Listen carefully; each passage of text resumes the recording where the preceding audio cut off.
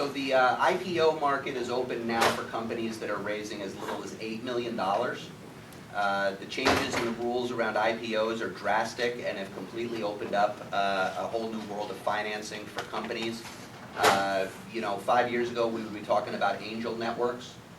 Angel networks are great, but the problem is the angel networks pretty much all died because nobody could get out of anything that they got into, and so they only have limited capacity. People only have so much money.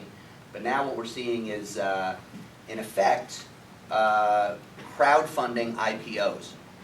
So it's a little bit of, they're two different things and two very distinct things, but there's kind of a new movement where, instead of going to hedge funds and mutual funds to do a small IPO, you go to groups like this, right? And there's networks like this all around the country of people that can maybe not invest $500,000 or $1 million, but could invest a few $1,000 or $5,000 or that sort of thing, and you get a few hundred people to invest $5,000 or $10,000.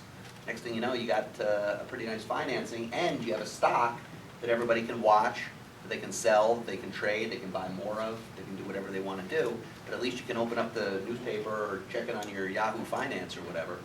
And that's one of the changes that I'm talking about. I expect to see, the one guy was raising $5 million. That's a big thing, because then if you're an institutional investor, you say, I'm going to invest $5 million in this, but geez, maybe a year from now it's going to grow a little bit and we can do an IPO for them for $10 million.